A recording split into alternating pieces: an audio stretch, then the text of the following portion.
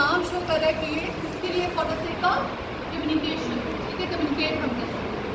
उसके बाद दूसरा फंक्शन है ट्रांजैक्शनल, और इसमें क्या है, हमें अप्रोप्रिएट स्कोर्स इस्तेमाल करना चाहिए टू प्रेजेंट द इंफॉर्मेशन, ठीक है, appropriate method, appropriate way, appropriate language हमें यूज़ करनी चाहिए किसी भी मैथड को, किसी भी चीज़ को डिलीवर करने के लिए। अच्छा, कुछ स्पीकिंग एक्टिविटीज़ आपके सामने, इनको देख लें, क्योंकि नेक्स्ट जो आपको मैं ग्रुप एक्टिविटी दूँगी जिसमें एटलीस्ट एक सेंटेंस बच्चे बोलें, और इसके अलावा आप कोई ऐसी एक्टिविटी दे सकते हैं जिसमें इंफॉर्मेशन क्या आते हैं ना, तो हम समझते हैं मतलब छोटी सी चीज़, स्टार्ट में एक लाइन सेंटेंस ओपनिंग है ना, पूरी इन्फॉर्मेशन नहीं होती, डैशेस लगे होते, थोड़ी थोड़ी इन्फॉर्मेशन होती है, जिससे अगला बंदा क्या है उसको गेस करता है। इन्फॉर्मेशन गैप जब भी आप देंगे तो बच्चा बीच वाला गैप जो है उसको फिल करने की कोशिश करेगा। फिर एक एक्टिविटीज़ को हम अक्सर प्रैक्टिस करते हैं कि थिंक फेयर शेयर, ठीक है, सोचें, फिर से सोचें और उसके बाद उसको शेयर करें। उसके बाद है अनस्क्रिप्टेड रोल प्लेस, ठीक है, किसी भी रोल प्ले का आप टॉपिक उनको दे दें ना, जिस तरह से हमारे पास हम कोई भी, हमने यहाँ पर एक इशू डिस्कस किया था ग्लोबल वार्मिंग का, याद है आपको, इसके बाद में आप इन इशूज़ को देखिए, ठीक है, कि किस तरह से क्या करें बच्चे हमारे, किस लेवल तक वो पहुँचे, क्या हमारी एक्सपेक्टेशन है, कितना बोले, और फीडबैक को कैसे देंगे। और उसके बाद लास्ट इम्पॉर्टेंट चीज़ कि हमने बच्चों को असेस करना कैसे करना है, जब भी आप कोई भी एक्टिविटी डेवलप करें उसके लिए इन स्टेजेस को अपने ज़हन में रखना है। और टीचिंग टिप्स स्पीकिंग को इम्प्रूव करने के लिए आप 1 by 1 रीड कर लेते हैं। भी हमारा एक सेशन हुआ था, उसमें मतलब हमारी जो ट्रेनर थे उन्होंने कहा कि नहीं, स्पीकिंग जब आप कर रहे हैं तो आप ये ना ख्याल करें कि जनाब आपने एक्सेंट को इग्नोर कर दिया, जैसे आप बोल रहे हैं, मैंने कहा नहीं, एक्सेंट को आप जब नेटिव स्पीकर्स को सुनेंगे आपका एक्सेंट भी वैसे ही डेवलप होगा। ऐसा पॉसिबल नहीं है कि अभी से आप कुछ और एक्टिवली फ्लुएंट हो जाए और बाद में आप सोचें कि मैं ये एक्सेंट डेवलप करूँगा, नहीं, आप नेटिव स्पीकर्स को सुनिए, उन्हीं के एक्सप्रोप्रिएट हमने लैंग्वेज यूज़ करनी है। फिर उसके बाद फीडबैक एंड करेक्शन भी हमने पीछे डिस्कस किया कि फीडबैक इज़ ऑल्सो इम्पॉर्टेंट, ठीक है,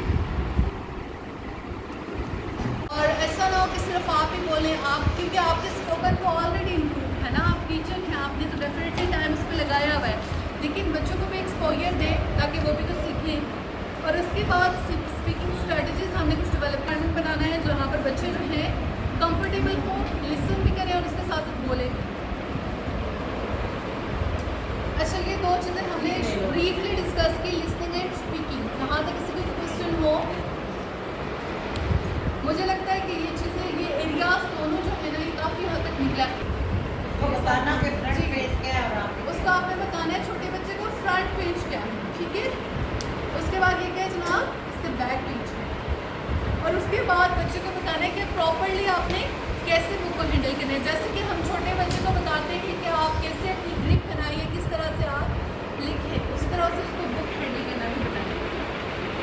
उसके बाद पेजेस को कैसे टर्न करना है, ठीक है, छोटी छोटी चीज़ें, ये एक्टिविटी आप उनसे करवा सकते हैं, बच्चे बहुत इंटरेस्ट लेते हैं उसमें। उसके बाद है placement of title of the book, या बच्चों को बताएं कि टाइटल कहाँ है, इस बुक का नाम क्या इसका लिखा हुआ है, टाइटल ऑफ द बुक की।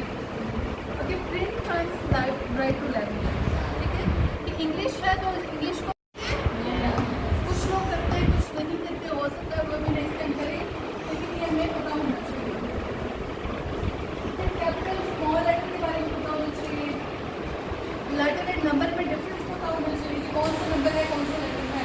पंक्चुएशन मार्क्स में, क्योंकि जब when I was at higher secondary transport, तो उस टाइम पे क्या होता था कि मैंने जब बच्चों को देखा तो उनको नहीं पता था, फुल स्टॉप का उनको पता था। पंक्चुएशन मार्क्स से कौन से 1 2 3 के लेवल पर क्वेश्चन मार्क है, फुल स्टॉप है, कॉलन ऑफ है। क्वेश्चन मार्क बहुत ज़रूरी है, बच्चों को बताएं फुल स्टॉप कहाँ पे लगाते हैं, क्यों लगाते हैं, कॉमा है, कॉमा भी, कॉमा है अपॉस्ट्रोफ है जी, अपॉस्ट्रोफी मोस्टली यूज होती है पोजीशन के लिए, वो भी उनको बताना ज़रूरी है, ठीक है। ये बेसिक से जो चीज़ें हैं ना, बेसिक उसको उनको ज़रूर बताएं कि इनका क्या फंक्शन है। और उसके बाद पेज नंबर कहाँ पर है, टाइटल कहाँ पर है, ये चीज़ें क्योंकि छोटे बच्चों को भी पता नहीं होती, टेबल ऑफ कंटेंट्स क्या है, किसी भी पेज नंबर क्या है, टॉपिक क्या है एक्टिविटीज़ का, दैट्स ऑल, ठीक है। आप इसकी पिक्चर भी ले सकते हैं, अदरवाइज मैं आपके साथ पीपीटी भी शेयर कर दूँगी।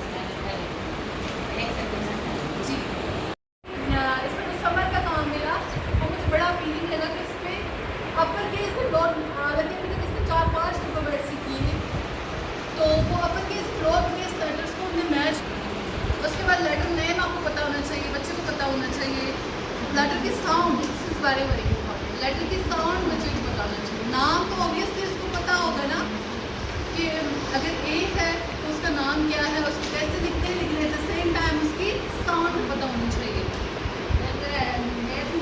सारी साउंड रिपीट आप करें। हमने बच्चे को जो फनीम है बेसिकली कि अगर व साउंड है तो चाहिए बच्चे को उसकी आइडेंटिफिकेशन और उसके साथ साथ उसकी साउंड भी पता होनी चाहिए, ठीक है। फॉर ब्लेंडिंग बच्चे को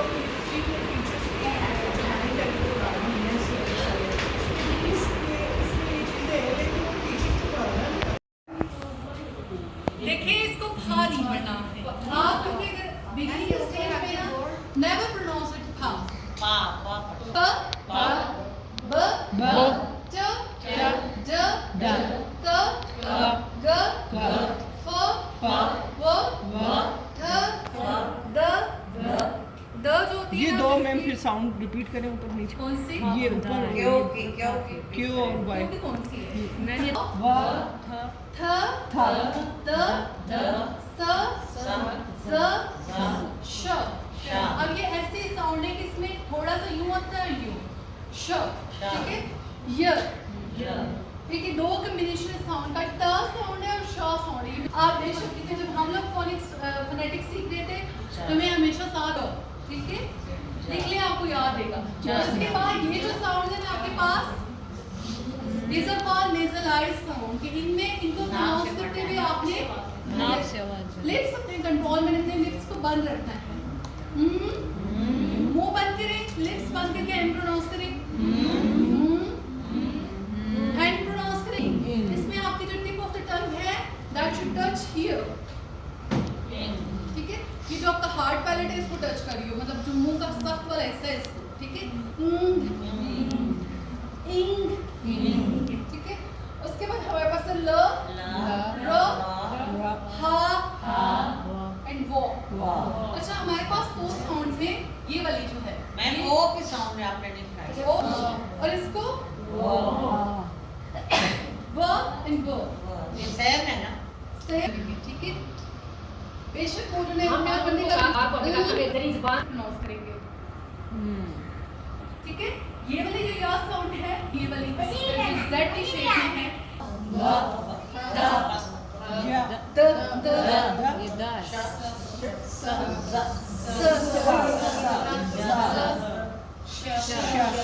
ठीक है, जो लंबी वाली या मा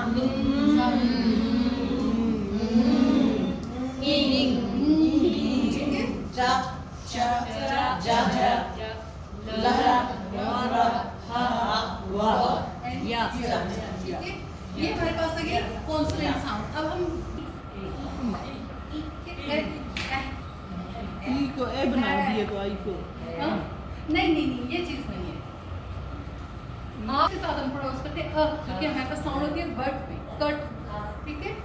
और फिर ये साउंड है हमारे पास उल्टा, आप यूं समझ लें जिसे हम शुआ पढ़ते हैं, ठीक है। साउंड इसको हम शुआ पढ़ते हैं। फिर ये ऊ, ठीक है, इसको यू भी प्रोनाउंस करते हैं और ये ठीक है। ये हमारे पास आगे शॉर्ट हॉल्स, इसको हम म्यू कह सकते हैं। और ये हमारे पास क्या है, लॉन्ग हॉल्स है। इनको हम थोड़ा सा लंबा करेंगे, जैसे कि क्या होगा ये ई,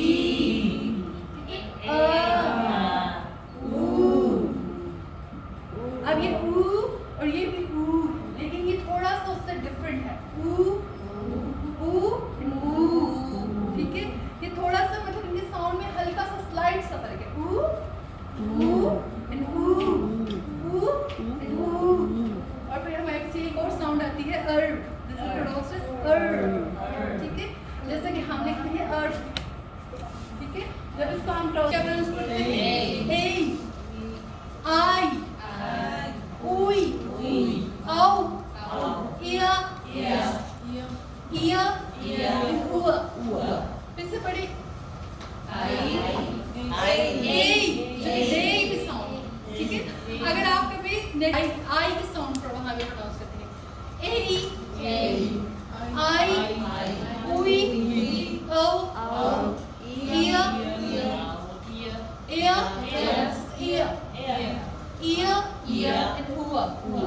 ठीक है, और ये लफ्ज है औ, क्या है औ।